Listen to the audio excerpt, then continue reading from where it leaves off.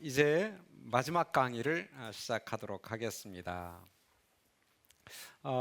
마지막 강의에서는 하나님 나라의 그 완성의 단계에서 예수님께서 심판을 하실 때 보상의 원리가 어떠한 것인가 라는 점을 좀 살펴보고, 그 완성된 하나님 나라의 모습, 현장인 새하늘과 새 땅은 어떤 모습으로 묘사가 되고 있고 우리가 어떻게 이해해야 될까를 좀 간략하게 좀 살펴보도록 하겠습니다.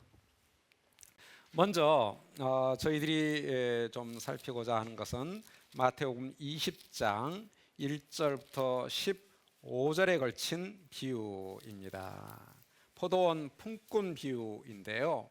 아까도 언뜻 말씀을 드렸지만 포도원 품꾼 비유는 19장 30절과 20장 16절의 인클루지오 구조 안에 들어 있습니다. 그래서 첫째가 꼴찌되고 첫째가 꼴찌된다, 맨 가의 인클루지오 구조와 꼴찌가 첫째되고 꼴찌가 첫째된다라고 하는 가운데 인클루지오 구조 안에 비유가 들어 있습니다. 그러니까 이 비유는 첫째가 꼴찌되는 원리, 그리고 꼴찌가 첫째되는 원리를 보여주는 비유다라고 하겠죠. 그리고 이 비유의 대상은 1차적으로는 베드로이고요. 그리고 베드로가 대변하고 있는 12제자일 수 있습니다.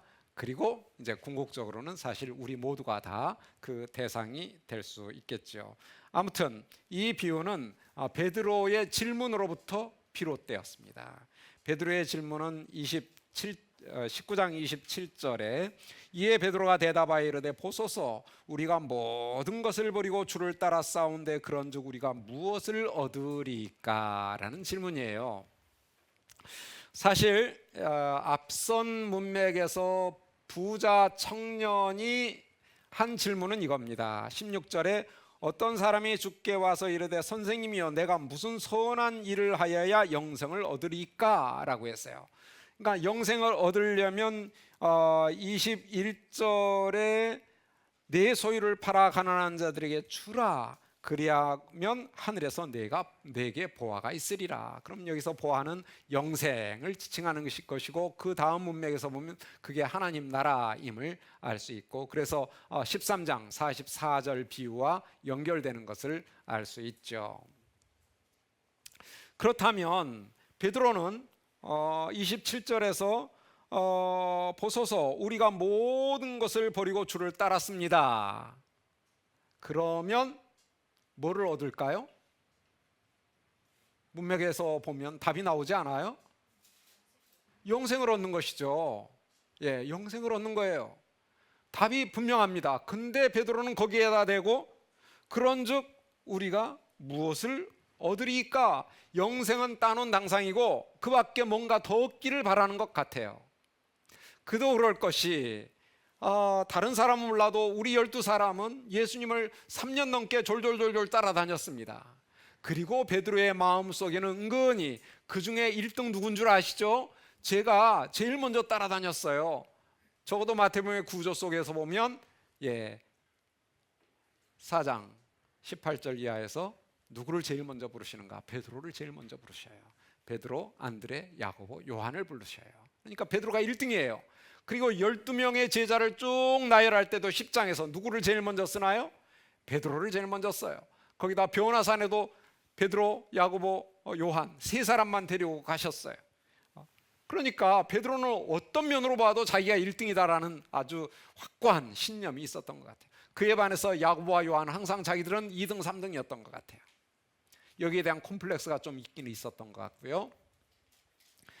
그러니까 베드로의 생각에는 우리라고 하면서 은근히 그 이면에는 그리고 그 중에 제가 1등입니다. 1등 뭐죠? 라는 질문이 있었던 것 같아요.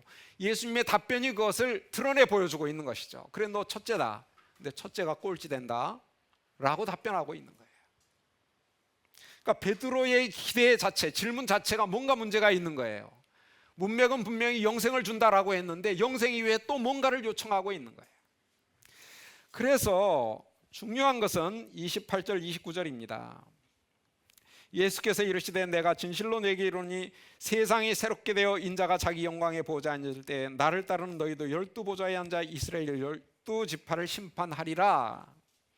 또 내 이름을 위하여 집이나 형제나 자매나 부모나 자식이나 전토를 벌인 자마다 여러 배를 받고, 사실 사본에 따라서 좀 차이는 있지만 보다 권위 있는 사본은 100배를 받고입니다.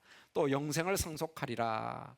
자, 100배와 영생 둘 다를 얘기합니다. 놀랍게도 영생만 받는다라고 핀잔을 줄 만도 한데 예수님은 영생 줘. 근데 100배도 줄게. 너희가 버린 거 100배 줄 거야 라고 얘기를 합니다. 그럼 이거를 영생과 100배 어떻게 받는 건지에 대해서는 설명을 안 해요. 근데 20장 1절 이하의 비유가 그 내용을 설명하고 있습니다. 하지만 그 비유에 앞서서 마가는 이 내용을 어떻게 얘기하고 있는가를 좀 먼저 살펴보도록 하죠. 자, 마가복음에서는 10장을 좀 보십시다.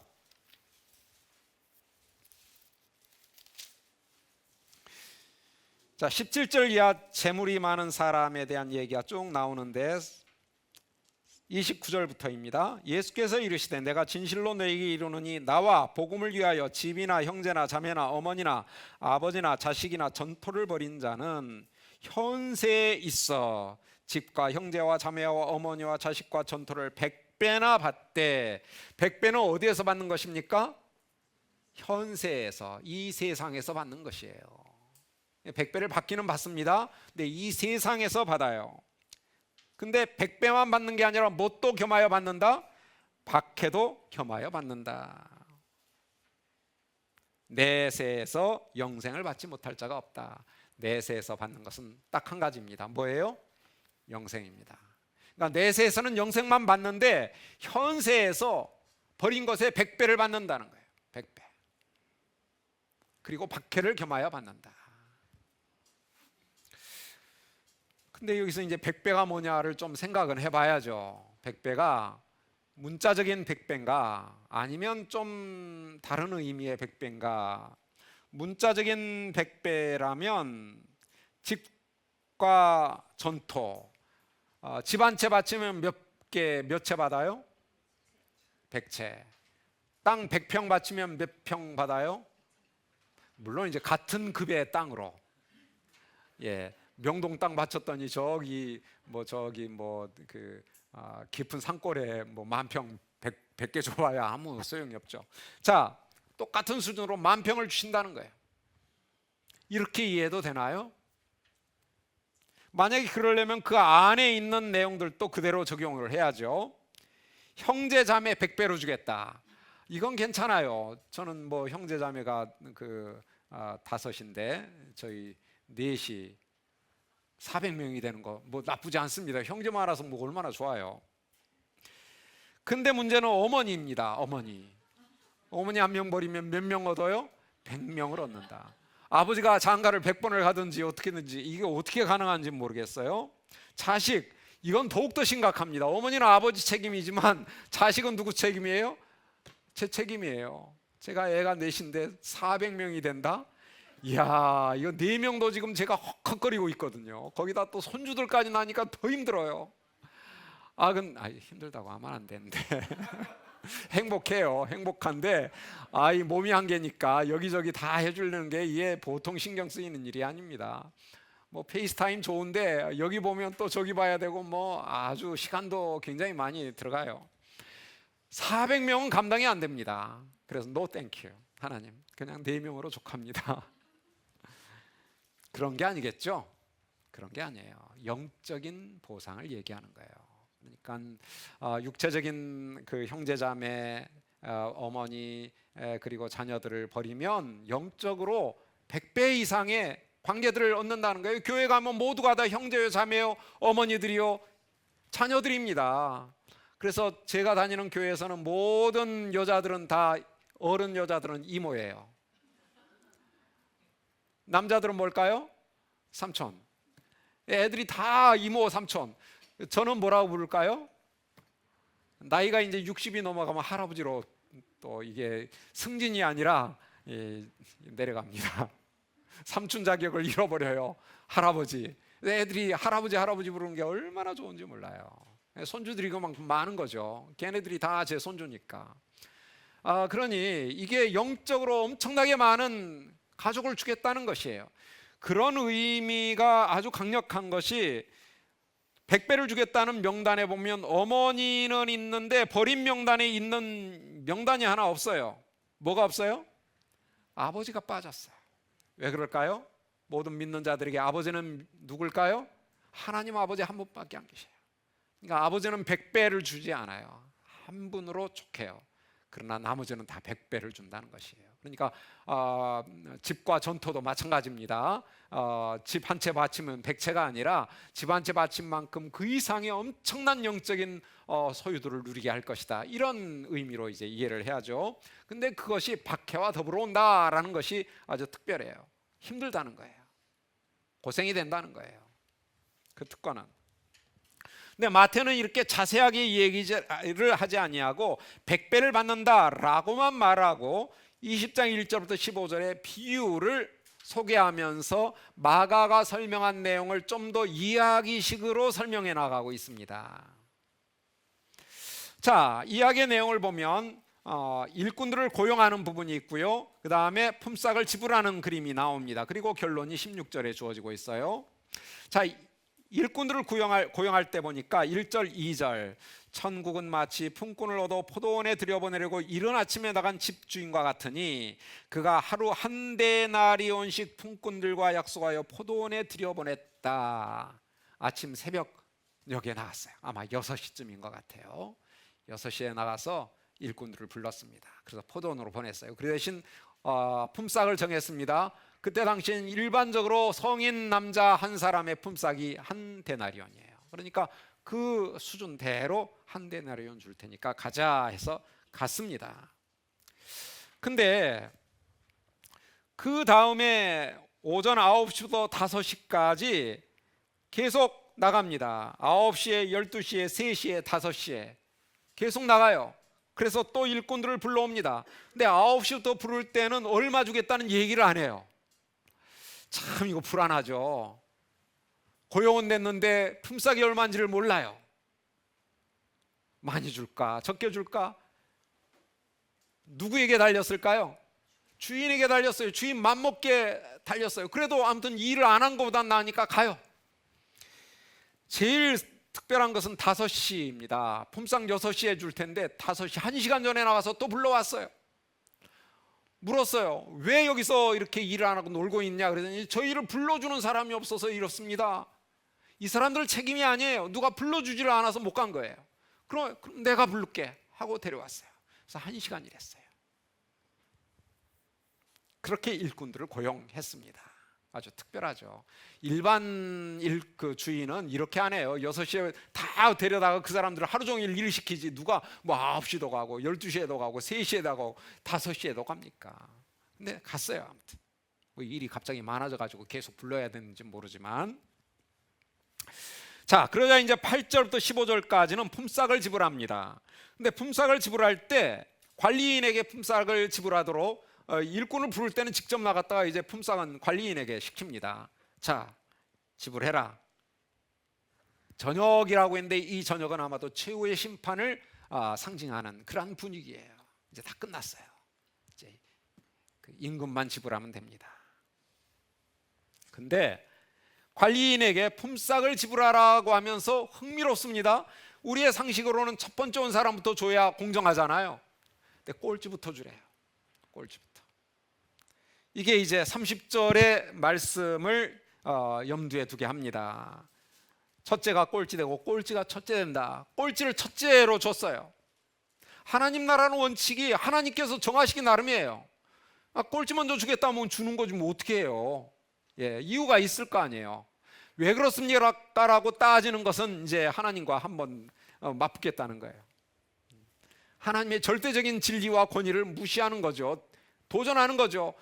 이런 거는 있을 수가 없어요. 하나님의 백성에게는. 하나님이 그렇게 하시면 그게 뜻이 있겠구나. 의미가 있겠구나. 그냥 받아들이면 돼요. 왜 그럴까요? 그 이유는 우리의 경험과 우리의 논리는 한계가 있어요. 그렇죠? 하나님의 논리와 하나님의 목적은 그걸 뛰어넘어 있어요. 누구께 더 우월할까요? 하나님의 것이 당연히 우월하죠. 우리의 기준과 우리의 경험, 우리의 정의의 기준으로는 상상이 안 되는 다른 기준이 있는 거예요. 근데 자꾸 우리의 기준을 가지고 하나님을 따져보려고 하면 안 돼요.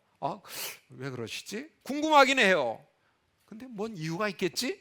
뭔 이유일까? 궁금해해야지 따지면 안 돼요. 궁금해하는 것과 따지는 건 조금 다릅니다. 안 그래요? 애들이 궁금해서 물어볼 때는 친절하게 대답해 주겠는데 막 따지는 식으로 물어. 너 누구한테 대들어? 당장 이렇게 반응이 나오잖아요. 하나님은 누구보다도 잘 아세요, 우리의 마음을. 그러니까 항상 하나님 앞에 나갈 때는 우리가 참 굉장히 경외하는 마음으로, 예수님은 경외하는 마음으로 간구했다 했어요. 경외하는 마음으로 나가야 된다. 자, 첫째에게 마지막으로 온 자에게 품삯을 지불합니다. 9절 제11시에 1시간 일한 사람입니다. 온 자들에게 와서 몇 데나리온을 받았습니까?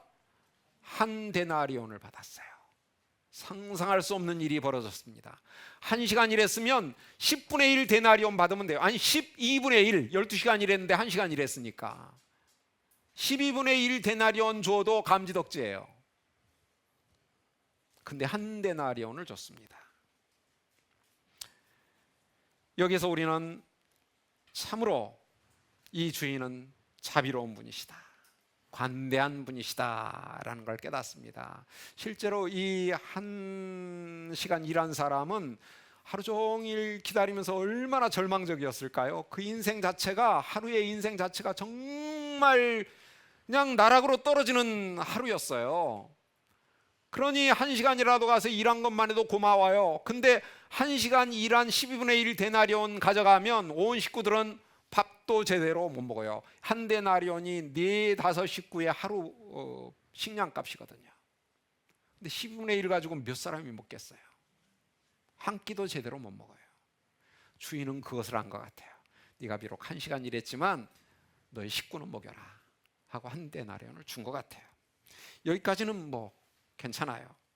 그러자 첫째가 기대를 합니다. 어떤 기대했을까요? 여러분들이 첫째라면, 저도 포함해서 어떤 기대가 되죠? 당연히 저 사람 1데나리온 받았어? 그럼 나는 몇 데나리온? 적어도 12데나리온은 받겠구나. 왜냐하면 쟤는 와가지고 이 일을 별로 안 했어요. 5시에 데리고 오니까 집에 뭐 일터에 오니까 한 5시 10분 됐을 거 아니에요. 그냥 일하겠어요? 또 일 도구 가지러 가죠. 뭐 옷도 조금 이렇게 다듬죠. 한 15분 지났어요. 거기서부터 이제 막 꽃갱이로 뭐 이렇게 몇 개 팔려고 하는데 뭐 선선한 상황에서 그거 뭐 일도 아니죠. 뭐 눌러랄라 하면서 일을 했는데도 뭐 1시간도 채 못했는데 1데나리온이라면 많이 봐줘가지고 나는 12데나리온이다.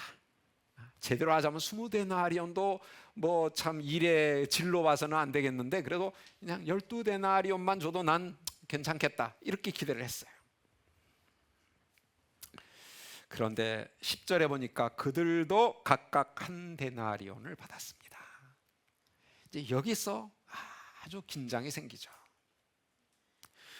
이 시점에 주인은 너무나 예상을 벗어난 지극히 불공정한 인물처럼 보이지 않아요? 말도 안 돼, 어떻게 저런 일이 있을 수 있어? 라고 주인을 아주 그냥 매장시킬 수 있는, 사회적으로 매장시킬 수 있는 불공정한 주인이라고 생각할 수 있습니다. 그래서 11, 12절에 이렇게 불평을 합니다. 바두노 집주인을 원망하여 이르되 나중은 이 사람은 1시간밖에 일하지 아니하였거늘 그들을 종일 수고하며 더위를 이게 중요해요. 더위를 견뎠어요. 낮 동안에 일할 때는 그냥 뜨거운 태양볕에 얼마나 힘들었는지 몰라요. 이 사람은 뭐 선선할 때 와가지고 일도 아니죠 뭐 그거. 근데 얼마나 힘들게 일한 우리와 같게 하였나이다. 1데나리온 똑같이 줬나이다 라고 불평을 합니다. 어때요? 이 불평 충분히 수긍이 돼요, 안 돼요? 공감이 됩니다. 맞아. 막 100명 있다면 100명 중에 100명 다 막 박수 치면서 옳소 막 할 그런 아주 굉장히 정의로운 원망을 하고 있습니다. 그런데 여기서 한 가지 우리가 주목할 게 있어요. 이 첫 번째 온 사람들이 불평을 할 때 왜 우리 적게 줍니까? 라고 불평하지 않아요. 왜 그럴까요? 처음에 올 때 어떻게 했어요? 한 데나리온 받기로 약속했잖아요. 주인은 이 사람이 한 데나리온 주기로 한 거 그대로 지켰습니까? 안 지켰습니까? 지켰어요. 이 주인은 정당해요. 아침 일찍 온 사람 한 데나리온 줬기 때문에 법적으로 아무 문제가 없어요. 그러니까 그걸 가지고 따지면 불리하니까 나중에 온 사람 많이 줬다고 불평을 하는 거예요. 예, 우리의 인간의 논리가 이렇게 잘 돌아갑니다. 잘 돌아가요. 그러자 13절부터 15절 주인의 반응이 나타납니다. 첫째들의 불평과 관련해서 그 중에 한 사람에게 답변을 하시죠. 이 답변은 두 부분으로 이루어지는데요. 주인이 그 중에 한 사람에게 대답하여 이르되 친구여 내가 네게 잘못한 것이 없도다. 있나요 없나요? 없죠. 한 데나리온 줬잖아요. 내가 나와 한 데나리온의 약속을 하지 아니하였느냐? 네 것이나 가지고 가라. 나중 온 이 사람에게 너와 같이 주는 것은 내 뜻이니라. 주인은 첫째들에게 약속을 신실하게 수행했습니다. 따라서 법적으로 아무런 잘못한 게 없어요. 그리고 두 번째, 주인은 꼴찌 온 사람에게도 관대하게 베푸는 것이 뜻입니다. 그분의 뜻이에요. 그걸 원해요. 나는 이 꼴찌들에게도 당신과 똑같이 주기를 원합니다. 주인이 꼴찌들에게 첫째들과 똑같이 한 데나리온을 준 것은 주인 자신이 그렇게 원해서 그런 거예요. 누가 강압했거나 누가 요구를 했거나가 아니에요. 주인이 그렇게 원했어요. 물론 꼴찌들이 한 데나리온을 받을 자격이 있나요 없나요?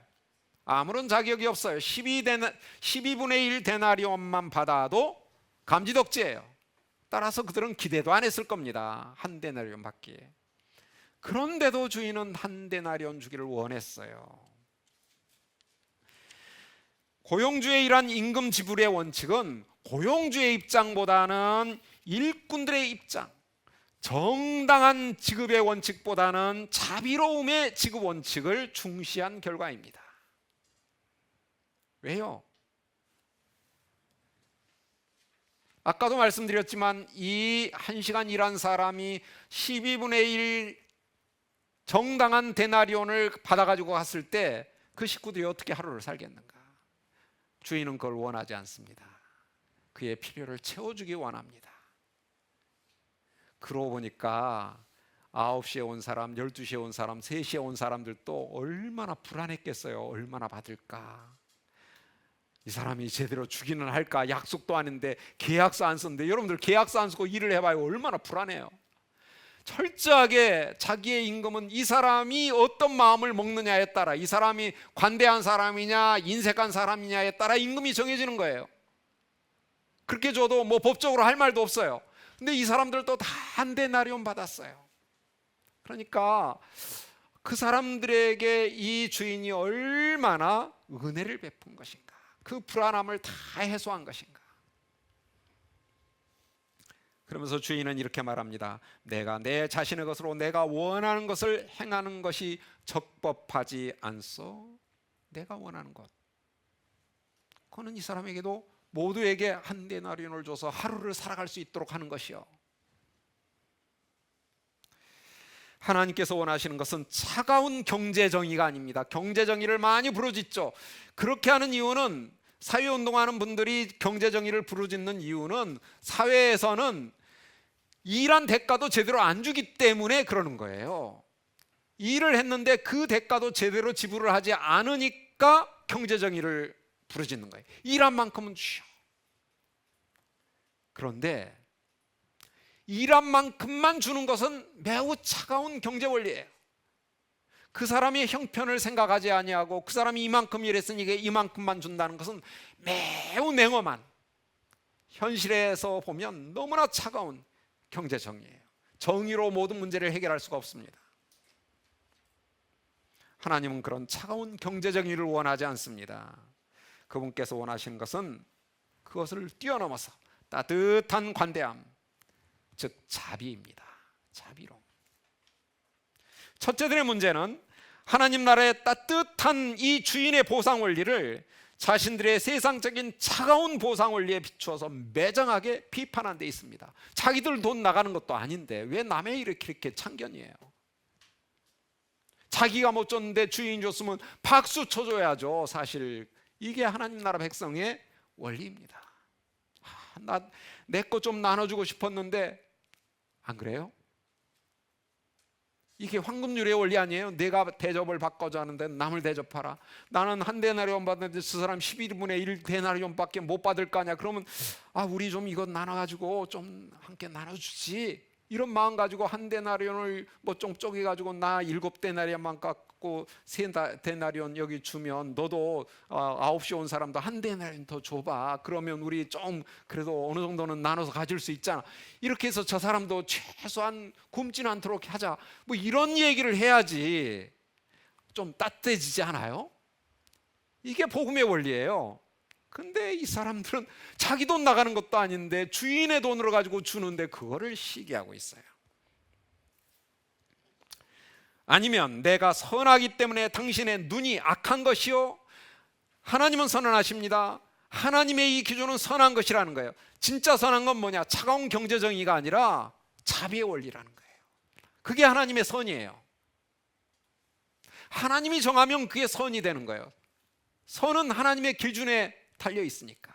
아버지의 뜻대로 행하는 자, 이 세상에 차가운 경제 정의를 이루었다 해서 그걸로 되는 게 아니라는 거예요. 아버지의 뜻은 그보다 훨씬 높아요. 하나님께서 원하시는 것, 그분의 기준과 결정, 행동은 언제나 절대적으로 선합니다. 선의 기준은 그분께 있는 거예요.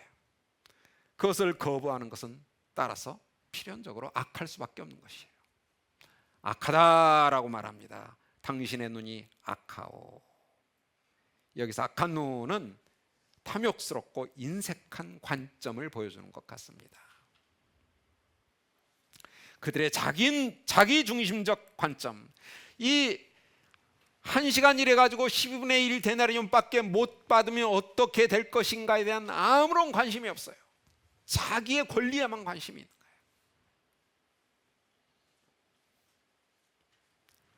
비교 원리, 그렇죠? 예. 그것을 하나님은 악하다라고 합니다. 악한 눈이다. 결론적인 선언은 다시 한번 19장 30절을 반복합니다. 첫째가 꼴찌되고 꼴찌가 첫째된다. 첫째가 꼴찌되고 꼴찌가 첫째된다. 첫째들은 자신의 불평의 원인인 세상적인 경제정의의 원칙을 내려놓아야만 합니다. 그리고 주인의 자비의 원칙을 받아들이고 한 데나리온을 받고 돌아가면 영생을 얻는 거예요. 왜냐하면 한 데나리온이 여기서 영생을 상징하고 있기 때문에. 영생은 더 많이 했다고 더 많이 주고 더 조금 했다고 더 적게 주는 게 아니라는 거예요. 영생은 동등해요. 그게 하나님의 보상의 원리예요.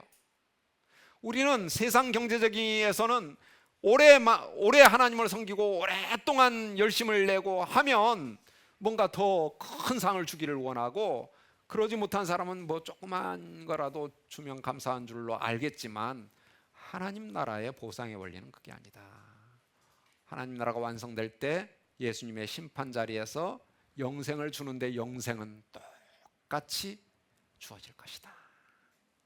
질도 같아요. 양도 같아요. 다 똑같은 영생이 주어질 것이다. 그보다 더 나은 것을 바라는 것은, 베드로의 질문이 바로 그거예요. 우리가 뭘 더 얻겠습니까? 라는 질문이에요. 영생 이외에. 그게 악한 것이에요. 그런 자들은 꼴찌가 돼버려요. 지금이라도 그런 자신들의 가치관을 버리고 하나님의 자비 원칙을 받아들여야 됩니다. 내가 처음부터 와서 수고했을지라도 그게 손해보는 게 아니다. 자, 여기서 베드로에게 약속된 100배 보상과 비유의 동일 보상의 원칙을 어떻게 공존할 수 있을까요? 분명히 100배를 주신다고 했어요. 그런데 동일하게 한 데나리온씩만 줬어요. 이걸 어떻게 우리가 이해를 해야 될까요? 베드로는 자신들이 다른 이들보다 첫째로 왔기 때문에 영원한 생명에 더하여서 꼴찌보다는 뭔가 더 받기를 기대하고 있습니다. 그렇죠?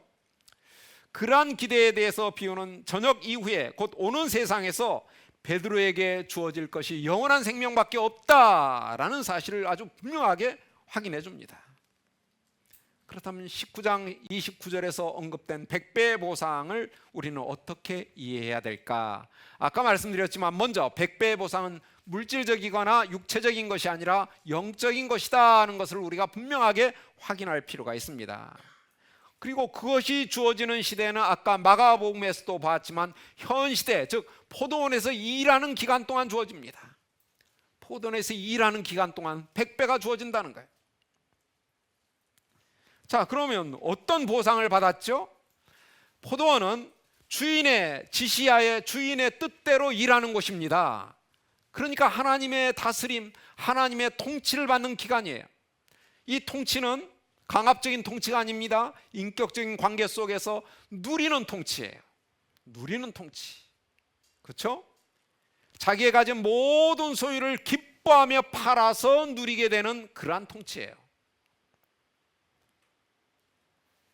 그러니 베드로는 맨 처음에 와서 그 통치를 가장 오랫동안 누린 사람이니까 많이 누리면 누릴수록 많은 보상을 받은 거예요. 100배의 보상을 이미 받은 것이에요.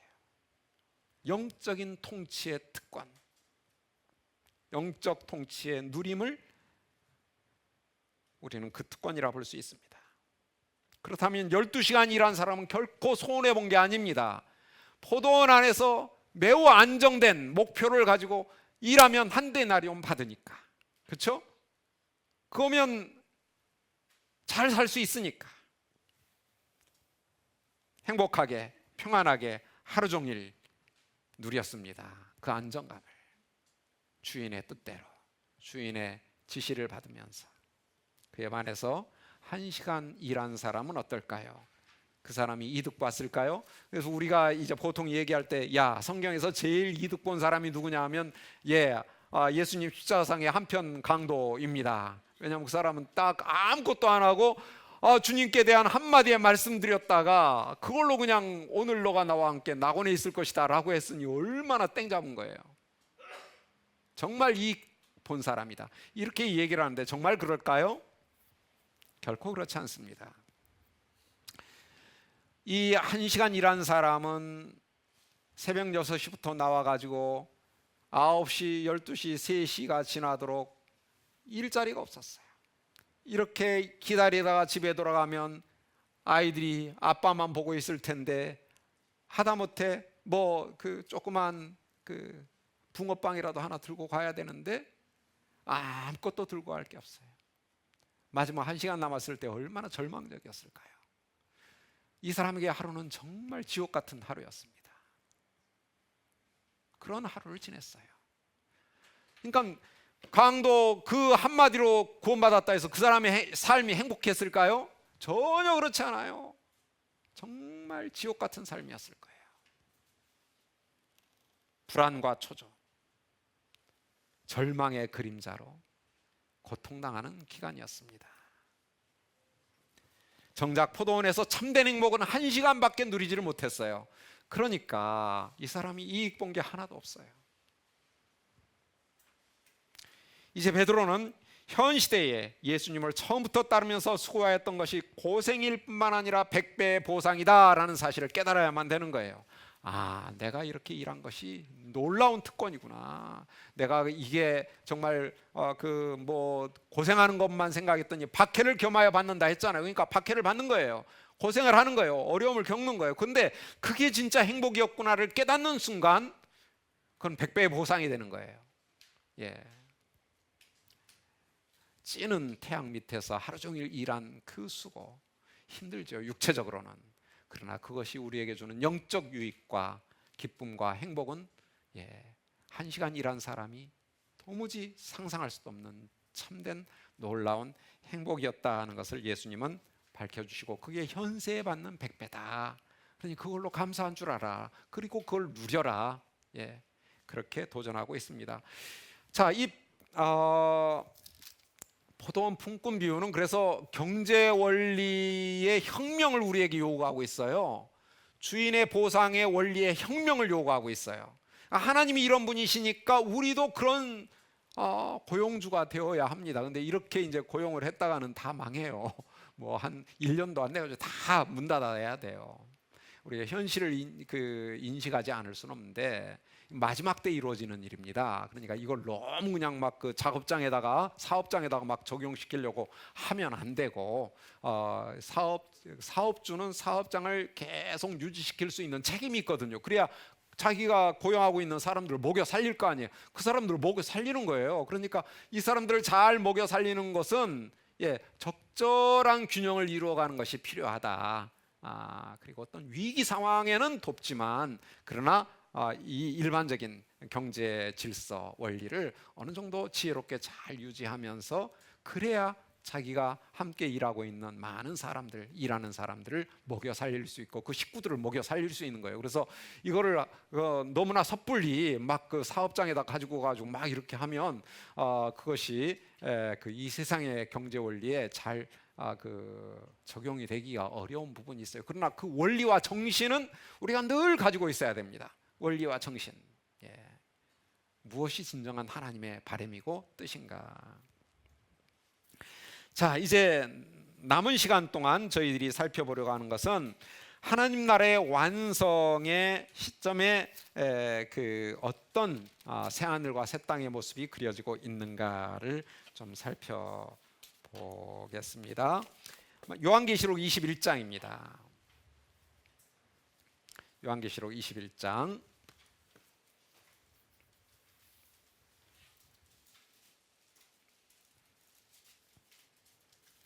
먼저 1절부터 8절인데요. 1절부터 8절 한 분이 1절부터 8절 본문을 좀 읽어주시면 고맙겠습니다. 21장이죠? 맞습니다. 21장. 네. 또 내가 새 하늘과 새 땅을 보니 처음 하늘과 처음 땅이 없어졌고 바다도 다시 있지 않더라. 또 내가 보매 거룩한 성 새 예루살렘이 하나님께로부터 하늘에서 내려오니 그 준비한 것이 신부가 남편을 위하여 단장한 것 같더라. 내가 들으니 보좌에서 큰 음성이 나서 이르되 보라, 하나님의 장막이 사람들과 함께 있음에 하나님이 그들과 함께 계시리니 그들은 하나님의 백성이 되고 하나님은 친히 그들과 함께 계셔서 모든 눈물을 그 눈에서 닦아주시니 다시는 사망이 없고 애통하는 것이나 곡하는 것이나 아픈 것이 다시 있지 아니하리니 처음 것들이 다 지나갔음이러라. 보좌에 앉으신 이가 이르시되 보라, 내가 만물을 새롭게 하노라 하시고 또 이르시되 이 말은 신실하고 참되니 기록하라 하시고 또 내게 말씀하시되 이루었도다. 나는 알파와 오메가요 처음과 마지막이라. 내가 생명수 샘물을 목마른 자에게 값없이 주리니 이기는 자는 이것들을 상속으로 받으리라. 나는 그의 하나님이 되고 그는 내 아들이 되리라. 그러나 두려워하는 자들과 믿지 아니하는 자들과 흉악한 자들과 살인자들과 음행하는 자들과 점술가들과 우상 숭배자들과 거짓말하는 모든 자들은 불과 유황으로 타는 못에 던져지리니 이것이 둘째 사망이라. 20장까지의 내용에서 이제 악의 세계에 대한 하나님의 심판이 어떻게 이루어지는가는 아주 잘 드러나죠. 불못에 던져진다. 두 짐승, 바다에서 올라온 짐승과 땅에서 올라온 짐승, 두 짐승도 불못에 던져지고 마침내는 사탄도 불못에 던져집니다. 그와 더불어서 그 사망과 음부까지도 불못에 던져진다. 사망과 음부도 불못에 던져지는 거니까 사망의 세력 자체가 없어지는 거예요. 음부도 불못에 던져져 버려요. 그리고 남는 건 뭐냐? 새 하늘과 새 땅만 남는 거예요. 자, 하나님의 음성과 천사의 메시지가 둘로 이렇게 주어지는데요. 하나님의 음성은 하나님의 새 창조를 기술하고 있고요. 천사의 메시지는 새 예루살렘의 출현을 설명하고 있습니다. 자, 먼저 1절 뭘까요? 1절과 2절.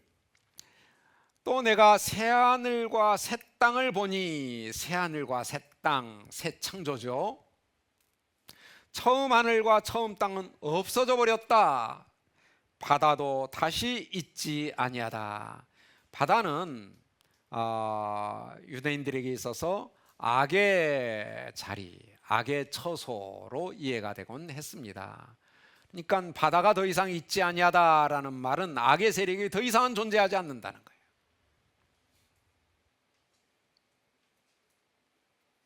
처음 하늘과 처음 땅도 없어져 버렸어요. 이제 새로운 하늘, 새로운 땅이 존재하게 됐어요. 그 말은 차원이 달라졌다는 의미로도 이해할 수 있습니다. 존재의 차원이 달라졌어요. 그리고 나서 또 내가 보며 거룩한 성 새 예루살렘이 하늘로부터 하늘에서 내려오니 그 준비한 것이 신부가 남편을 위하여 단장한 것 같더라. 새 하늘과 새 땅에 새 예루살렘 성이 준비되어 내려옵니다.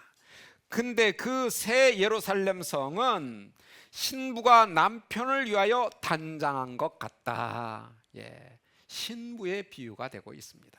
신부.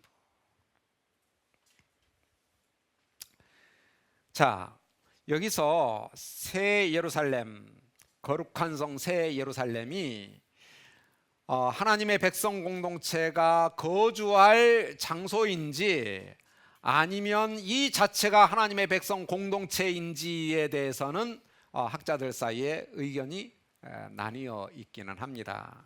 그러나 제가 볼 때는 17장, 18장과 비추어 볼 때 대조적인 측면이 있어요. 악의 세계와 의의 세계, 의의 백성, 악의 백성들과 의의 백성들이 어떤 최후의 그 운명을 갖게 되느냐에 대한 그 그림에 있어서 대조적인 측면이 있는데, 자, 17장에 보면 큰 음녀가 받을 심판을 얘기합니다. 그러면서 그 음녀의 모습이 18장에서는 바벨론, 큰 성 바벨론으로 또 상징화됩니다. 그러니까 음녀와 바벨론이 악의 세계를 상징하고 있어요. 예, 음녀와 바벨론. 그런데 19장에서는 성도들의 모습이 신부로 그려지고 있습니다. 그렇죠? 그래서 19장 6절 중반절부터 할렐루야 주 우리 하나님 곧 전능하신 이가 통치하시도다. 우리가 즐거워하고 크게 기뻐하며 그에게 영광을 돌리세.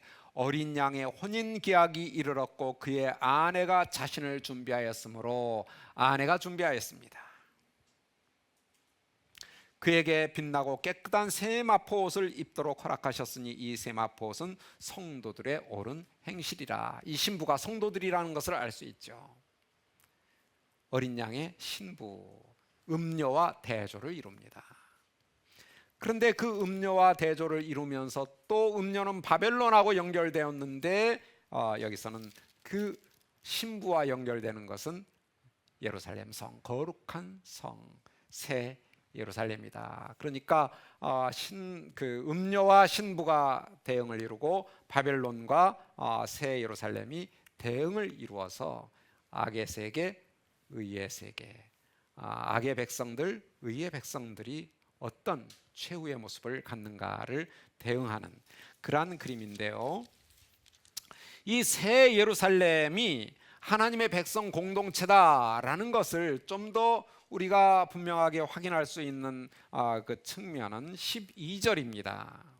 12절에 보면 크고 높은 성곽이 있고 12문이 있는데 이 성이 어떻게 구성되어 있는가를 보여주는 거예요.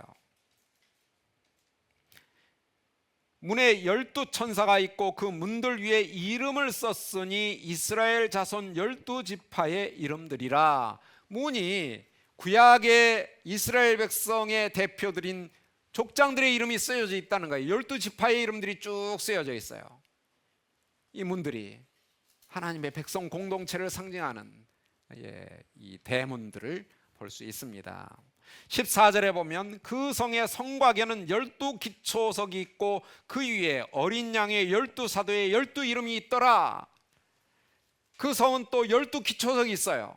근데 그 기초석은 다 뭐냐? 12사도들의 이름이 있다는 거예요. 여러분들 에베소서를 봐도, 그리고 마태복음에서 예수님께서 베드로의 반석 위에 교회를 세우겠다라고 했을 때도 그렇고, 사도들은 교회의 기초입니다. 교회 공동체의 기초예요. 근데 이 새 예루살렘 성의 기초는 12사도예요.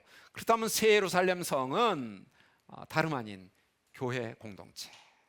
근데 완전한 교회 공동체, 시대를 뛰어넘어 구약시대 신약시대를 상관하지 아니하고 모든 세대를 통과하는, 그래서 구약의 12지파와 신약의 12사도가 사도가 구약의 교회와 신약의 교회를 대표하는 하나님의 백성 공동체를 상징한다라고 보는 것이 가장 타당하지 않은가라고 생각이 됩니다. 그렇다면 여기서 신부가 남편을 위하여 단장한 새 예루살렘 성은 하나님의 백성 공동체, 어디에 거주하는? 새하늘과 새 땅에 거주하는, 그러니까 새하늘과 새 땅은 새 예루살렘 백성 공동체가 거주하는 현장이에요. 세상이에요. 거기에 하나님의 백성 공동체가 거주하게 된다.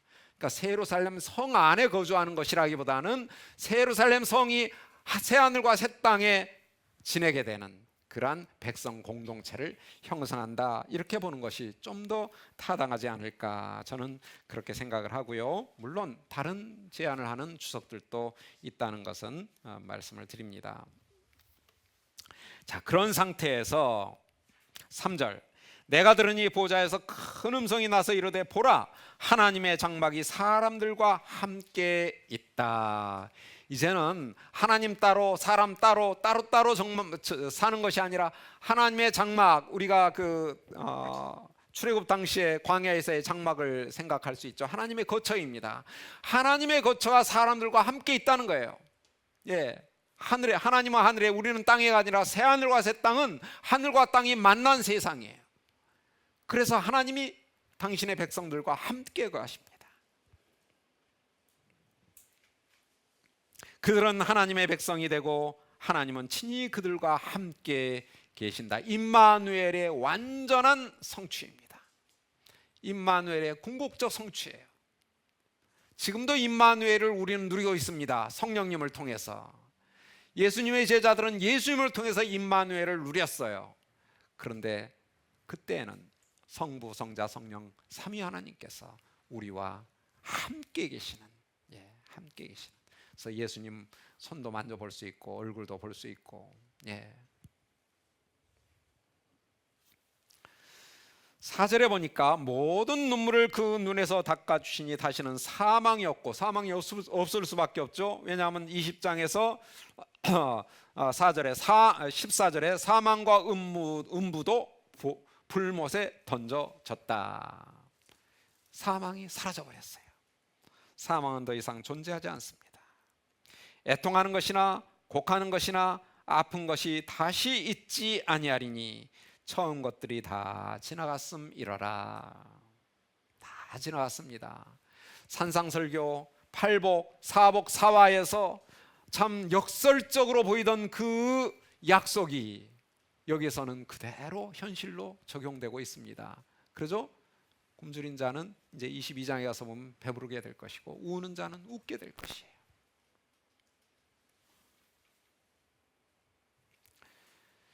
(5절에) 보좌에 앉으신 이가 하나님께서 말씀하십니다. 보라, 내가 만물을 새롭게 하노라 하시고 또 이르시되 이 말은 신실하고 참되니 기록하라. 또 내게 말씀하시되 이루었도다. 나는 알파와 오메가요 처음과 마지막이라.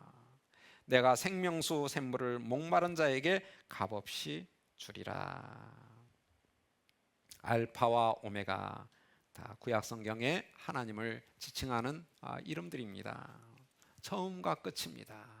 창조부터 완성에 이르기까지 모든 세상의 역사를 주관하시는 분, 그분이 하나님이십니다.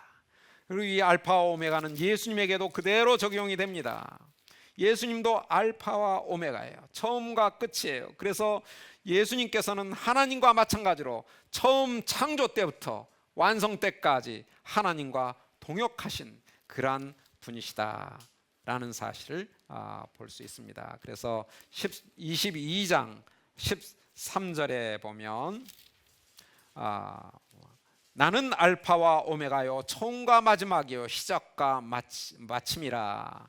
자기 두루마기를 빠는 자들은 복이 있으니 이는 그들이 생명나무에 나가 문들을 통하여 성에 들어갈 권세를 받으려 함이니라. 라고 예수님께서 자신도 알파와 오메가다 라고 선언하십니다. 자, 이제 17절에서는 또 성령과 신부가 말씀하신다. 그러니까 삼위 하나님이 다 여기서 함께 임마누엘로 계시면서 알파와 오메가로서 우리의 모든 역사를 이제 완성하고 우리와 함께 가시는, 그래서 알파와 오메가는 이 세상 역사의 시작부터 끝까지를 포괄하시는 주관자다라는 점을 우리가 염두에 둬야 되고요. 그러면서 영원까지 주관하시는 분, 알파와 오메가는 시간의 한계까지 뛰어넘으시는 그러한 존재이시다라는 것을 알 수 있습니다. 여기에 생명수와 관련된 표현이 있죠. 생명수 21장에 이 생명수와 관련된 표현은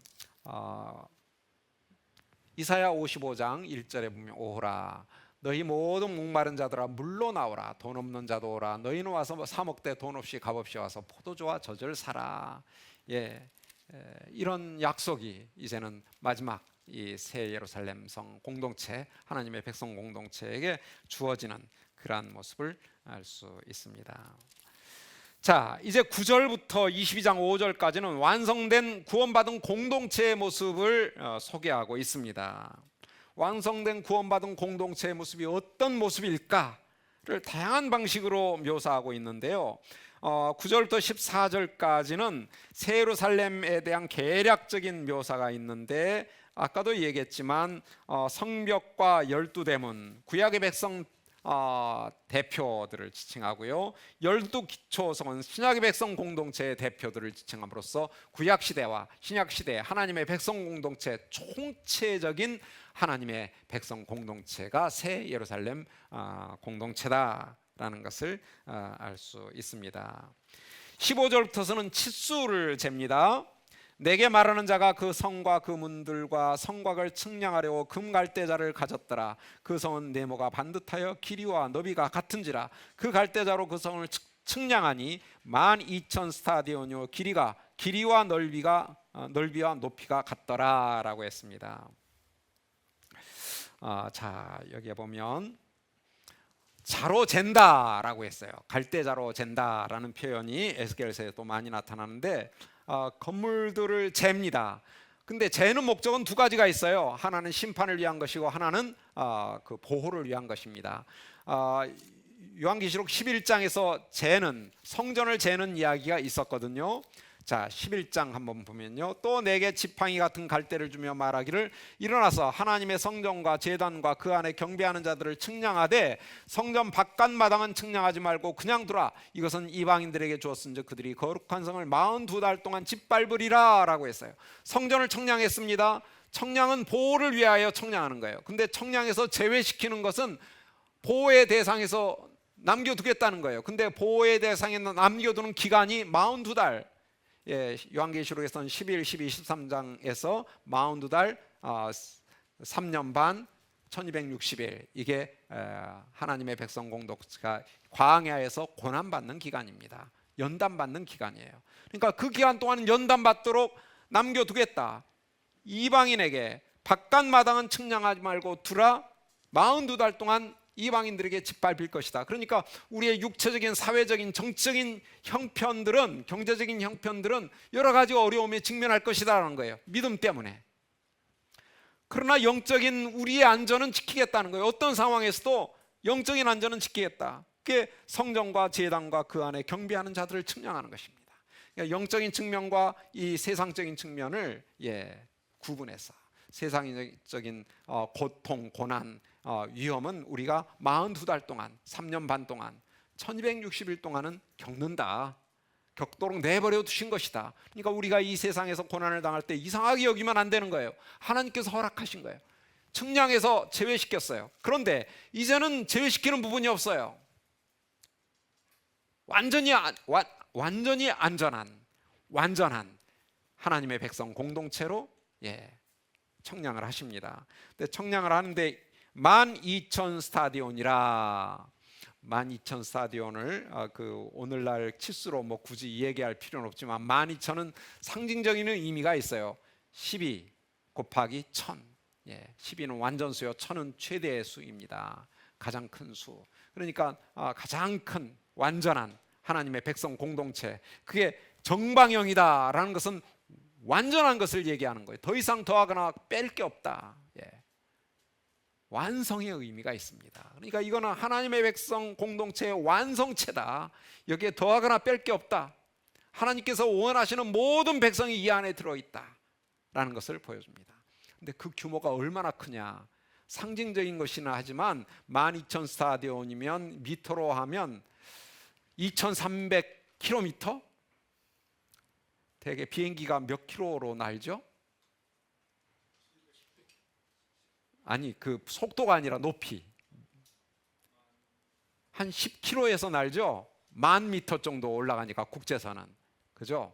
10,000m, 그래봐야 10km예요. 근데 2,300km, 그러니까 비행기 높이의 몇 배예요? 230배 높이로. 인공위성은 얼마나 하는지 제가 이 우주적인 지식이 없어가지고 죄송합니다만은 2,300m 높이의 규모예요. 길이, 너비, 높이가 정방형으로.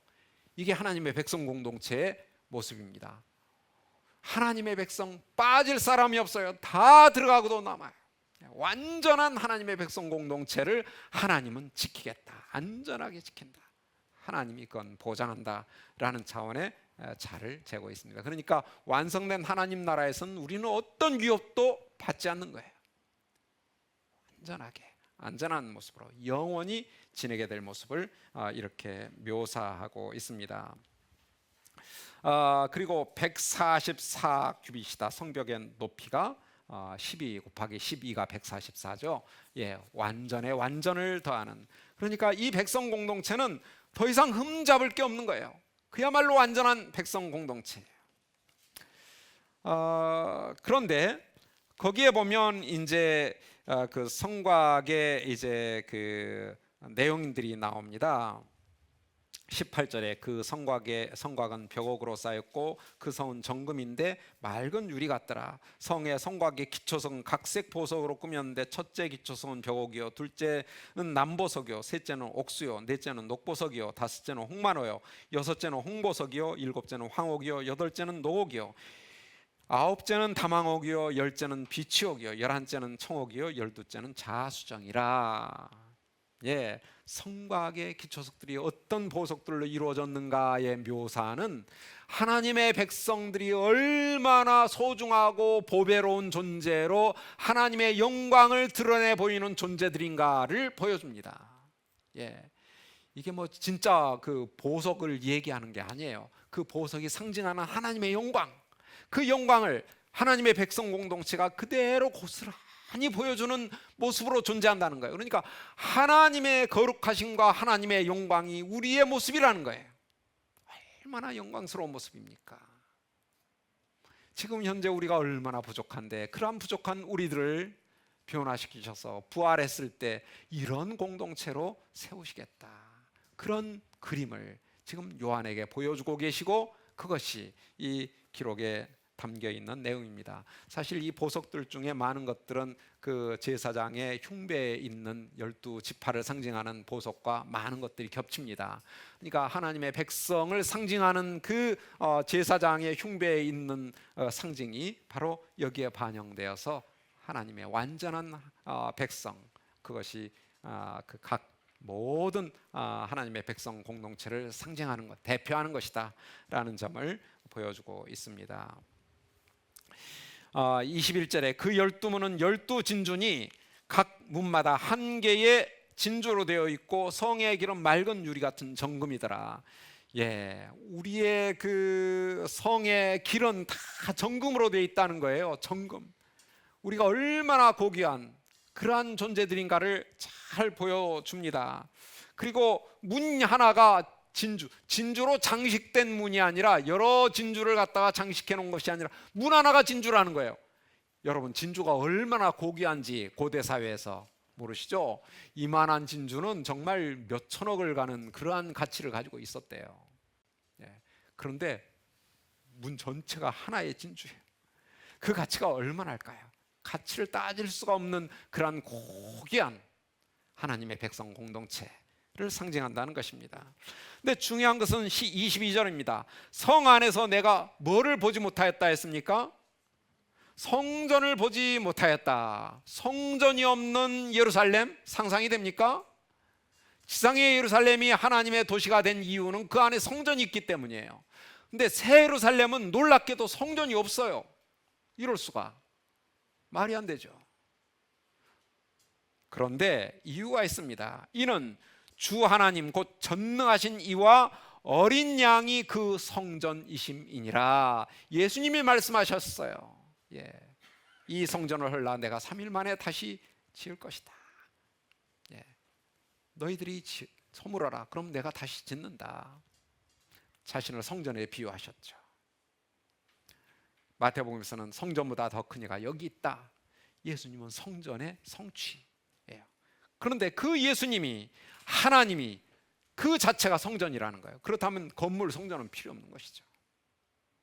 그 성전 건물이 있는 이유는 그 안에 하나님을 모시기 위한 것인데, 하나님 자신이, 예수님이 성전이시니까 눈에 보이는 성전이 필요 없는 것입니다. 또 없는 게 있습니다. 23절에 그 성은 해나 달의 비침이 쓸데없으니 이는 하나님의 영광이 비치고 어린 양이 그 등불이 되심이라.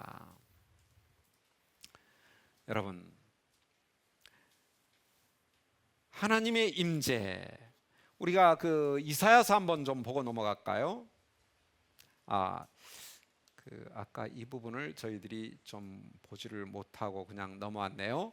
음녀 바벨론과 신부 새 예루살렘이 얼마나 대조를 이루는가, 그 9절부터 11절을 좀 설명하려고 했는데 제가 설명을 하지 못했습니다.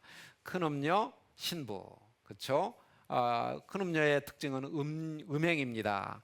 그러나 신부의 특징은 거룩한 성 예루살렘이에요.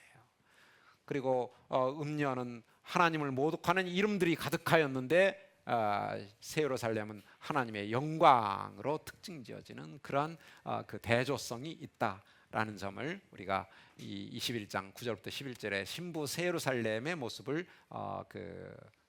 음녀 바벨론과 대조하는 가운데 확인할 수 있는 측면이고요. 자, 22장 22절부터 27절 중에 여기 먼저 이것부터 좀 정리해 보고요. 해나 달의 비침이 쓸데없다라고 했는데요. 지금까지 우리가 경험하는 모든 빛은 태양빛입니다. 근데 태양빛의 문제가 뭔가요? 달의 빛의 한계가 뭔가요? 항상 그림자가 생겨요. 겉만 보지 속은 볼 수가 없어요. 그런데 하나님의 영광은 그림자가 없습니다. 한쪽에서 비춰가지고 해가 돌아가니까 회전하는 그림자가 생기잖아요. 근데 하나님은 그런 빛이 아니라는 거예요. 하나님의 존재 자체는 사방에서 속속들이 다 비치는 그러한 빛이에요. 그러니까 그 앞에 드러나지 않을 거예요. 아무것도 없죠. 그림자가 어떻게 생겨요? 그림자가 생기는 빛은 불완전한 빛이에요. 비치는 곳만 비치고 그 반대편은 비치를 못해요. 근데 하나님은 사방에서 속속들이 다 비치는 그러한 완전한 빛이에요. 그러니 뭐하러 태양이 필요하겠어요? 달이 왜 필요해요? 그런 게 다 필요 없어요. 그러니까 이 그 우주의 패턴이 바뀌는 거예요. 쉽게 말하면 해가 도는 게 아니죠. 지구와 해 주변을 돌 필요가 없고 달도 지구 주변을 돌 필요가 없는 하늘과 땅이에요. 그런 우주 공간이 어떻게 가능한가? 그러니까 우주 공간도 뛰어넘은 세상이에요. 공간을 뛰어넘은 세상. 하나님의 영광이 비치고 어린 양이 그 등불이 되심이라. 다른 해나 달이 필요 없다. 만국이 그 빛 가운데로 다니고 땅의 왕들이 자기의 영광을 가지고 그리로 들어오리라 했는데 이사야 60장 3절부터 5절에 보면 나라들은 내 빛으로 왕들은 비치는 내 광명으로 나오리라. 예루살렘을 향하여 이렇게 예고합니다. 근데 바로 새 예루살렘 성에 만국이 그 빛 가운데로 다니고 땅의 왕들이 자기의 영광을 가지고 그리로 들어간다. 구약의 성경의 예언들을 다 성취하는 모습으로 새 예루살렘 공동체의 모습이 묘사되고 있습니다. 낮에 성문들을 도무지 닫지 아니하리니 낮에는 거기에는 밤이 없다. 밤이 없어요. 하나님의 처음 창조에서는 낮과 밤을 구분하셨어요. 그런데 새 창조에서는 밤이 없어요. 언제나 낮이에요. 그러니까 항상 낮이니 성문을 닫을 필요가 있겠어요, 없겠어요? 성문을 낮에는 열고 밤에는 닫는 것인데 항상 낮이니까 밤이 없으니까 성문을 닫을 이유가 없습니다. 거기에는 밤이 없기 때문에 사람들이 만국의 영광과 존귀를 가지고 그리로 들어가겠고 무엇이든지 속된 것이나 가증한 일 또는 거짓말하는 자는 결코 그리로 들어가지 못하되 오직 어린 양의 생명책에 기록된 자들만 들어가리라. 사실 그런 자들은 이미 불못에 빠져 죽어버렸어요. 남아있는 자들은 모두가 어린 양의 생명책에 기록된 자들입니다. 그들이 아무런 제약 없이 마음껏 새 예루살렘을 드나들 수 있는 그러한 자유가 보장되어 있는, 통행이 보장되어 있는. 그래서 이사야 60장 11절에 보면 내 성문이 항상 열려 주야로 닫히지 아니하리라. 여기서는 밤이 있을 것을 전제하고 있는데 실제 이것이 성취될 때는 밤 자체가 없어져 버려요. 밤낮이 없어요. 낮만 있어요. 그러니 문이 닫힐 이유가 없는 것이죠. 완전히 열려 있는 하나님의 백성 공동체. 그래도 아무런 위험이 따르지 않는 공동체. 여러분들 밤에 주무실 때 문 잠그고 주무세요? 안 잠그고 주무세요? 대개는 잠그고 주무시죠. 이제 거기 가면 잠글 필요가 없어요. 왜 잠가요? 성문도 열어놓는데 방문을 왜 잠가요? 방문이 있는지 없는지도 잘 모르겠어요. 자, 하나님의 백성 공동체의 완전한 모습, 이 정도로 안전하게 하나님의 보호를 받는다. 왜? 거기에는 하나님의 생명책이 기록된 자들만 있으니까. 그리고 나서 1절부터 5절 이제 그 에덴 동산의 완성이 그려지고 있습니다. 22장 1절 또 그가 수정같이 맑은 생명수의 강을 내게 보이니 하나님과 및 어린 양의 보좌로부터 나와서 길 가운데 흐르더라. 강 좌우에 생명나무가 있어 12가지 열매를 맺되 달마다 그 열매를 맺고, 그러니까 1년 12달 열매 맺지 않는 달이 하나도 없다는 거예요. 그 나무 잎사귀들은 망골 치료하기 위하여 있더라. 다시 저주가 없으며 하나님과 그 어린 양의 보좌가 그 가운데 있으리니 그의 종들이 그를 섬기며 그의 얼굴을 볼 터이요 그의 이름도 그들의 이마에 있으리라. 다시 밤이 없겠고 등불과 햇빛이 쓸데없으니 이는 주 하나님이 그들에게 빛이심이라. 그들이 세세토록 왕노릇하리로다. 자, 에덴 동산과 비교되는 새 예루살렘 동산의 모습입니다. 에덴 동산의 궁극적 목표가 여기에 있는 것으로 보입니다. 여러분, 에덴 동산에서는 생명나무가 접근이 가능했습니까? 접근이 불가능했습니까? 특히 쫓겨난 다음에는 도무지 불가능했어요. 그러나 이제 그 생명나무를 누구나 먹고 언제나 먹을 수 있어요. 12달 내내 먹어요. 그 이파리는 치료하는 능력이 있기 때문에 설사 아프더라도 바로 치유가 돼요. 근데 아픈 게 없다고 했잖아요. 그러니까 이건 상징적인 말이에요. 예. 저주도 없어요. 있을 수가 없죠. 하나님과 그 어린 양의 보호자가 그 가운데 있고 그 둘레를 우리는 항상 돌면서 그분께 찬양하고 영광을 돌리며 생명나무의 과실을 먹으며 그게 이 새 예루살렘 공동체가 누리는 에덴 동산의 완성된 삶의 자리입니다. 그러니까 삶의 자리는 에덴 동산이에요. 새 예루살렘 백성 공동체는 에덴 동산의 완성된 그 자리에서 살게 돼요. 그게 새 하늘과 새 땅에 있는 에덴 동산의 모습이죠. 그 가운데 하나님의 백성 공동체가 살게 된다. 그리고 거기에서 우리가 할 일이 뭐냐? 아담에게 부여되었던 통치권을 이제는 우리가 누리게 된다. 그러면 이때 우리가 다스릴 대상은 누굴까요? 사람이 사람을 다스릴까요? 아니에요.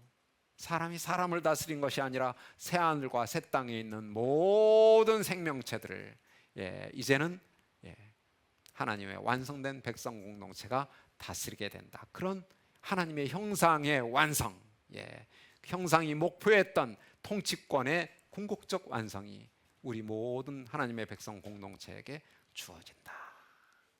하나님 나라의 완성의 궁극적 목표가 여기 있습니다. 우리로 하여금 그 왕권을 피조물들, 새로이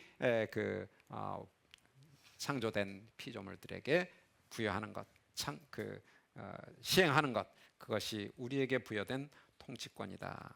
여기에 생명수의 강과 생명나무의 열매와 관련해서 에스겔서에 이렇게 얘기를 합니다.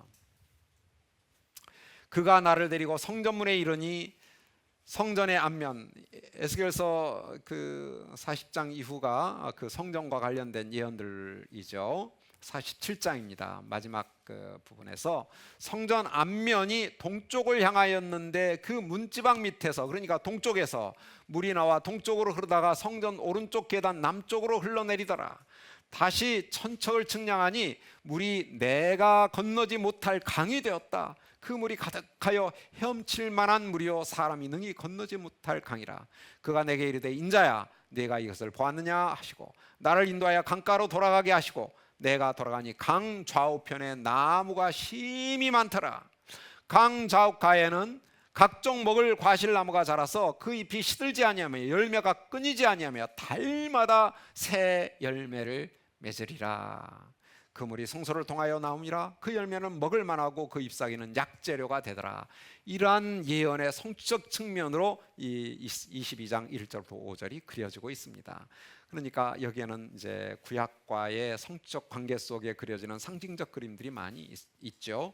그러나 그걸 통해서 우리가 대략적으로는 완성된 하나님 나라의 모습이 어떤 모습이겠거니라고 그 상상을 해볼 수 있습니다. 근데 상상은 상상일 뿐이에요.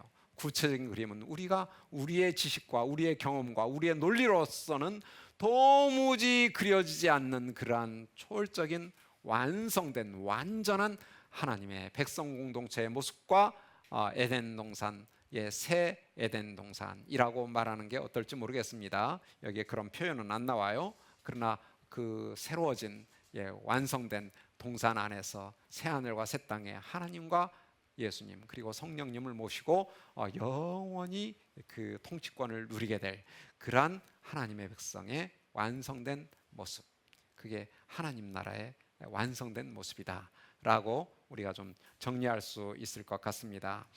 자, 여기까지 했는데 이미 시간이 거의 다 가서 이제 그 이후에 6절부터 21절까지는 이제 그 요한계시록이 주어진 7교회에게 주어지는 편지의 마지막 권면입니다. 요한계시록은 전체가 편지거든요. 2장 3장만이 편지가 아니라 1장부터 그 22장까지 전체가 편지고 그 편지의 내용은 예언입니다. 그러니까 예언과 편지가 함께 결합된 형태가 요한계시록인데 그 기본적인 패턴은 편지의 글을 그대로 따오고 있습니다. 여기서 제가 그 한 가지 좀 살펴보고 싶은 것은 마지막에 22장 18절입니다. 내가 이 두루마리의 예언의 말씀을 듣는 모든 사람에게 증언하노니 만일 누구든지 이것들 외에 더하면 하나님이 이 두루마리에 기록된 재앙들을 그에게 더하실 것이요 만일 누구든지 이 두루마리의 예언의 말씀을 제하여 버리면 하나님이 이 두루마리에 기록된 생명나무와 및 거룩한 성의 참례함을 제하여 버릴 것이다 라고 얘기를 합니다. 예.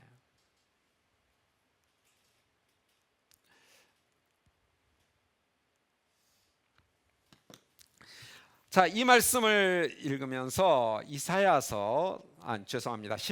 4장 2절 그리고 12장 32절을 좀 봅니다. 내가 너에게 명령하는 말을 너희는 가감하지 말고 내가 너에게 내리는 너희 하나님의 여호와의 명령을 지키라. 내가 너에게 명령하는 이 모든 말을 너희는 지켜 행하고 그것에 가감하지 마라. 그러니까 구약 성경 하나님의 말씀, 구약 성경이든지 신약 성경이든지 하나님의 말씀에는 가감하면 안 되는 거예요. 그래서 구약 성경도 이미 성취되었지만 예수님이 말씀하시기를 지극히 작은 것 하나라도 버리면 지극히 작다 일컬음을 받을 것이다. 버리는 것은 매우 위험한 것이에요.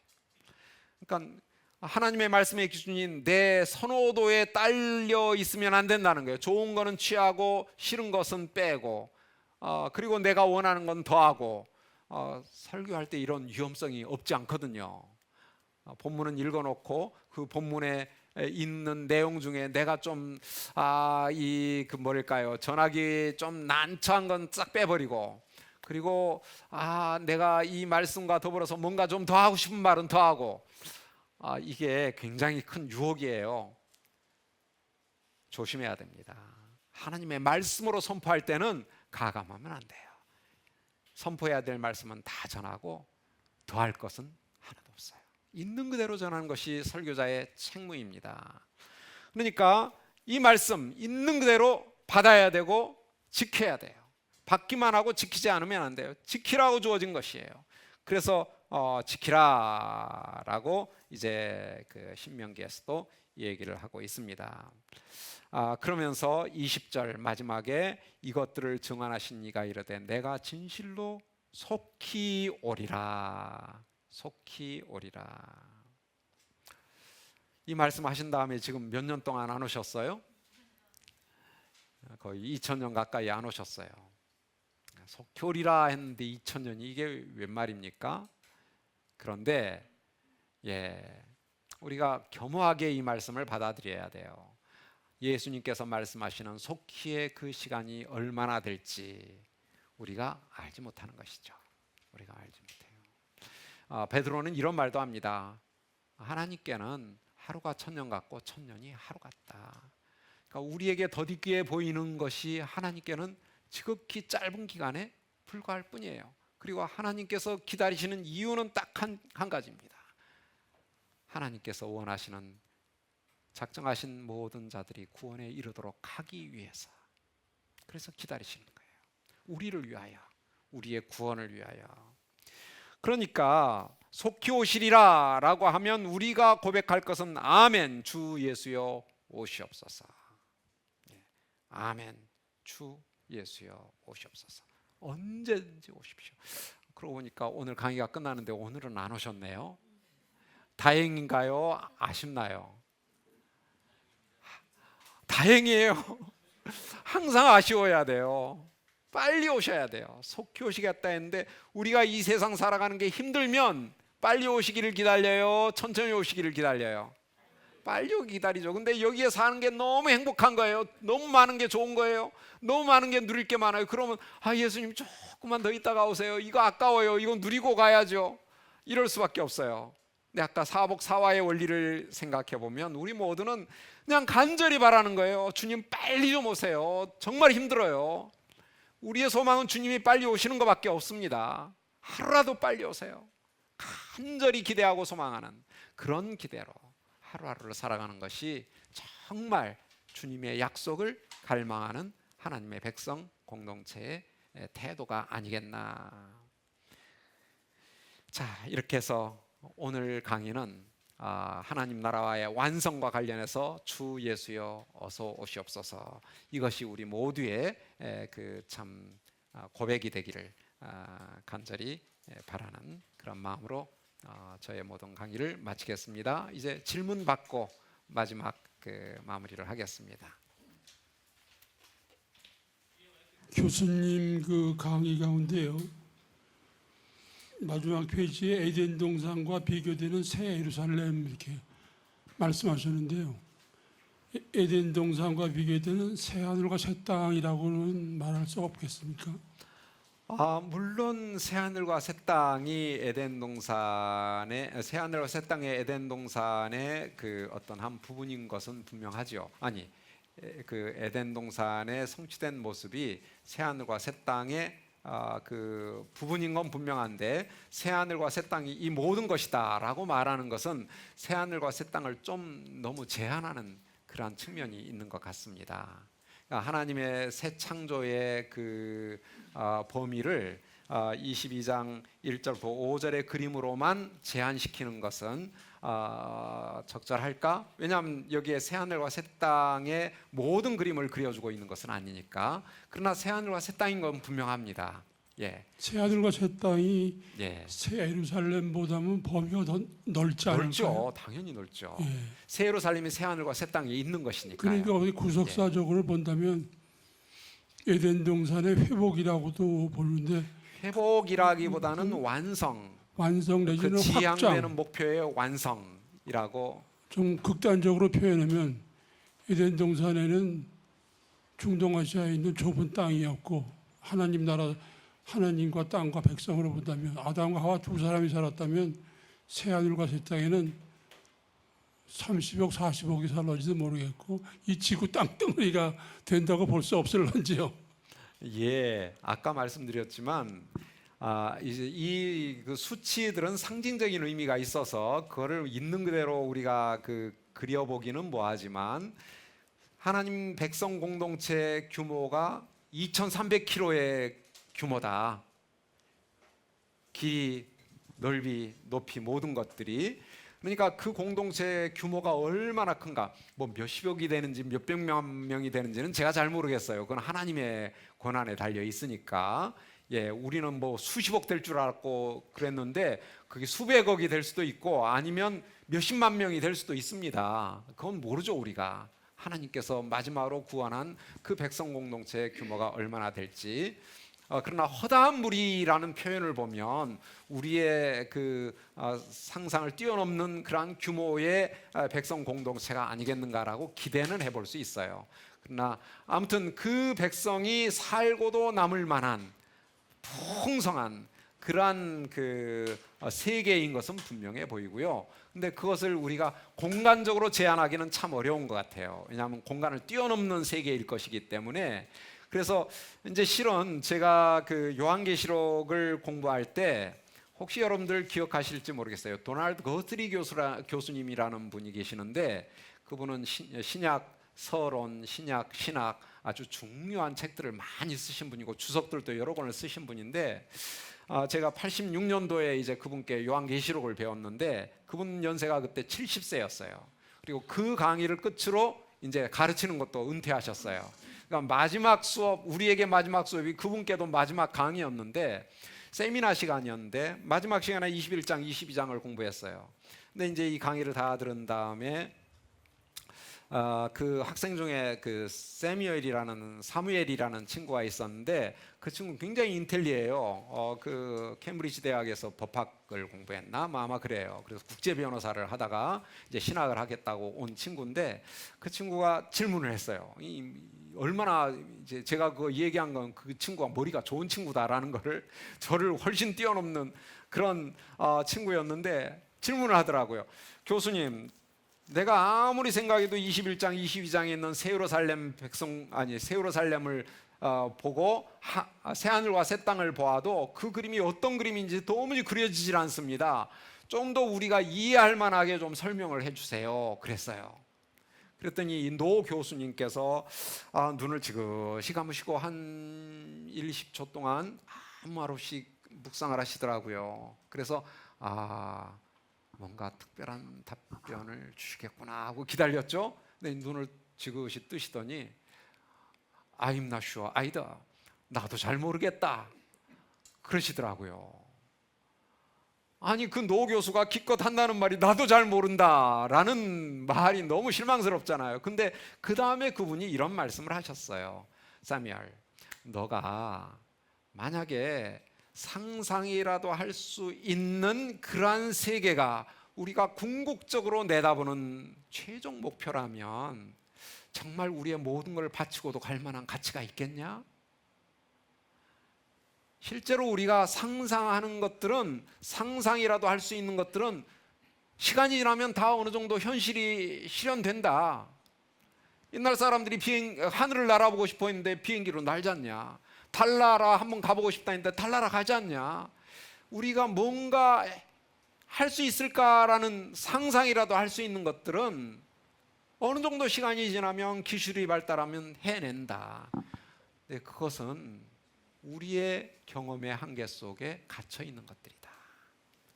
여기서 21장 22장에서 얘기하고 있는 완성된 하나님 나라, 새 하늘과 새 땅의 모습은 우리의 그런 상상을 초월하는, 우리의 이성을 초월하는 그러한 세계일 것이기 때문에 그냥 우리가 그럴 거라고 막연히 기대하는 수밖에 없다. 우리가 붙잡을 수 있는, 우리가 상상할 수 있는, 논리로 설명할 수 있는 그런 거라면, 나라면 내 모든 것을 다 버리고 걸고 그것을 붙들지 않겠다. 그러지 않기 때문에 더욱더 그럴 만한 가치가 있는 것이 아니겠느냐, 이렇게 얘기를 하더라고요. 그래서 상상이 안 되더라도 그냥 그때 가면 볼 수 있다라는 기대를 갖자. 그러니까 거기에 이제 제가 이 설명이 뭐 그분의 설명 그대로를 다 있는 그대로 설명한 것은 아니지만 대략 그런 취지의 설명이었어요. 그러니까 사무엘도 끄떡하고 저도 끄떡거리고, 거기에 뭐 10명 남짓 학생들이 있었는데 다 끄떡거리면서 역시 명교수님이다 라고 감동을 했던, 그리고 이제 요한계시록을 마쳤습니다. 저도 이제 그 하나님 나라 완성 요한계시록을 이렇게 좀 마치는 것이 저의 한계인 것 같습니다. 그러나 우리에겐 소망이 있죠. 마지막 때, 마지막 날 주님이 재림하시면 우리가 몸소, 우리 공동체로 함께 그 새하늘과 새 땅을 누릴 수 있는 그런 소망을 가지고 있다라는 것 속에 현재 여러 가지 어려움들, 손해들, 욕먹는 것들이 있을지라도 그것을 능히 감내하며 기뻐하며 행복해할 수 있는 그러한 동인이 될 수 있지 않을까라고 여러분들에게 나누고 싶습니다. 자, 시간이 이제 좀 다 돼서 이것으로 저의 모든 강의는 마쳐야겠습니다. 제가 기도하고 마치도록 하겠습니다. 이 땅을 지으시고 이 가운데 하나님의 백성들을 세우시며 그 백성들을 통하여 하나님의 뜻을 이루어가기를 간절히 바라시는 하나님께서 예수님을 통하여 이 땅에 하나님 나라를 도래케 하시고 그 하나님 나라의 놀라운 특권들을 당신의 백성들에게 누리게 하시는 이 놀라운 은혜를 인하여 진심으로 감사를 드립니다. 예수님께서는 우리를 다스리시되 그저 가진 힘으로, 경제력으로, 능력으로 강압적으로 우리를 다스리는 것이 아니라 지극히 낮아지셔서 섬기시되 당신의 목숨을 내어놓기까지 낮아진 그러한 섬김의 모습으로, 순종의 모습으로 하나님의 왕권을 저희 가운데 시행하셨고, 그러한 가운데 저희들에게 명령하시기를 너희도 나를 따르려거든 하나님 나라에 들어가려거든 자기를 부인하고 자기 십자가를 지라 명령하셨는데, 오늘 저희들이 하나님의 말씀을 읽으며 저희가 이 시간 생각해야 할 저희 자기의 부인은 무엇인지, 내 십자가를 지는 것은 무엇을 의미하는지, 그것을 위하여 저희들은 어떻게 기도해야 될지 여러 가지 생각들을 마음에 담고 이제 저희의 모든 강의를 끝내게 됩니다. 주님께서 저희들에게 은혜를 주시고 자비를 베풀어 주셔서 저희에게 이 놀라운 진리를 깨닫게 해주셔서 감사합니다. 하나님 나라의 비밀은 세상의 원리와 달라서 저희의 지성으로, 저희의 경험으로, 저희의 논리로 감히 깨달아 알 수 있는 그러한 비밀이 아닌데, 주님의 성령께서 저희에게 은혜를 주셔서 이 하나님 나라의 진리, 비밀을 깨닫게 해주셨사오니 저희들이 깨달은 이 진리를 소중하게 마음에 간직하며 하나님 앞에 겸손하게 나아가 예수님께서 기도하며 하나님의 뜻을 순종하기 원하셨던 것처럼 저희도 하루하루의 삶 속에 순간순간마다 우리의 삶에 드러나는 하나님의 뜻을 순종하기 위하여 열심히 부단히 기도하고 그 기도의 응답으로 하나님께 순종하는 놀라운 축복을 저희의 모든 삶에서 누림으로 하나님 나라의 그 기쁨을 이 세상에서 맛보게 도와주옵소서. 그로 말미암아 하나님 나라가 완성되었을 때 예수님 앞에 참 부끄러운 모습이지만 나아갔을 때 주님께서 수고하였다라고 칭찬하시며 하나님 나라, 완성된 하나님 나라로 우리 모두를 영접해 주시기를 간절히 기대하고 소망하는 마음으로 저희들이 오늘도 여전히 자기 부정의 삶을, 자기 십자가를 지는 삶을 살아가고자 합니다. 그럴 때 저희에게 힘 주시고 능력 주시고 지혜 주셔서 넉넉한 사랑으로 하나님의 은혜를 이 세상 가운데서 순종하며 살아갈 수 있는, 그래서 저희의 주변에 있는 형제들을 잘 섬기고 또 나누며 저희가 자기의 가진 것을 팔아 가난한 자에게 나눠주라 하신 그 예수님의 명령을 우리의 삶에서도 잘 순종하며 살아갈 수 있는 우리 모든 백성들 되도록, 저희 형제 자매들 되도록 주님 축복해 주옵소서. 오늘 하루의 모든 강의의 시간을 또 이끄시고 지켜주신 하나님께 감사드리오며 이 모든 강의의 과정을 또 주관하신 우리 하나님께 감사와 찬양을 돌려오며 우리 주 예수 그리스도의 이름으로 기도드립니다. 아멘. 아멘.